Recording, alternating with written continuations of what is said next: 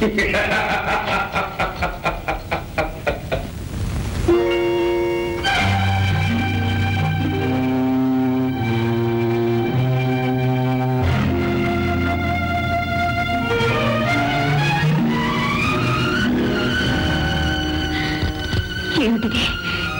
ఏమిటి వేళ?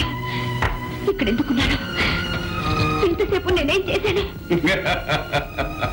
ప్రియంవద, అర్చన చేసే చేతులతో అభినయం చేశావు.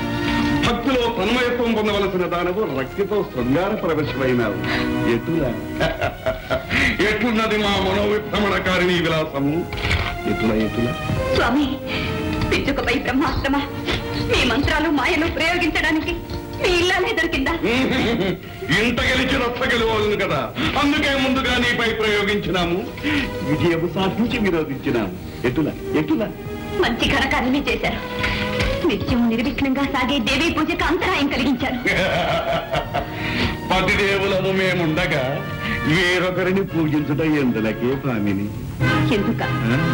నా పసుపు కుంకుమలు చల్లగా ఉండాలని, నా నాథని సర్వదా రక్షించమని ఆ సర్వమంగళ శర్వాణిని పూజిస్తున్నాను. ఎటులా కదలని ఆ రాతిబొమ్మ మమ్మల్ని కాపాడుతుందా? మంత్ర మహిమాన్వితమైన మాకులేని శక్తి ఆకేవడకుందా? అపచారం స్వామి, అపచారం. ఆదిశక్తి అపరాజిత అయిన ఆ రాజరాజేశ్వరి దేవిని నమ్ముకుంటే తప్పక మనల్ని కాపాడుతుంది.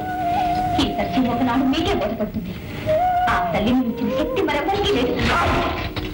ఈ 14 కోణాల్లోనూ మా శక్తికి తిరుగులేదు, మా శక్తికి ఎదురులేదు. ఈ సత్యాన్ని మేము ప్రపంచానికి నిరూపిస్తాం. దేవతలందరినీ శిలపుస్తులు చేసి నిర్వీర్యులను కావించి మేమే విశ్వవిజేతమని ప్రకటిస్తాం. ఏ శక్తి మాకంటే వస్తుందో చూస్తాం. నేనే ఏకయాత్రకు బయలుదేరుతున్నాం. నీ ఆరాటం మాకు అర్థమైంది దేవి. సుందర నందనాన్ని చంద్రవందన చేసి కల్పవృక్షాన్ని నీకు కానుగ్గా ఇమ్మంటావా? ఐరావతాన్ని ఆటబొమ్మగా తెమ్మంటావా?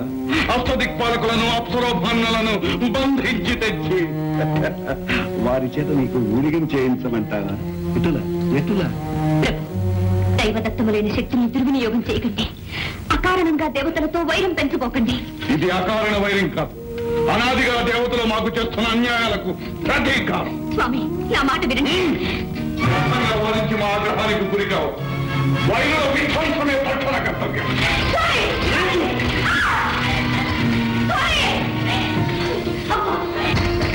అమ్మా భవాని, ఆవేశంలో నా పతి అన్న మాటలు ఆగ్రహించక సర్వదా వారిని కాపాడు తల్లి, కాపాడు.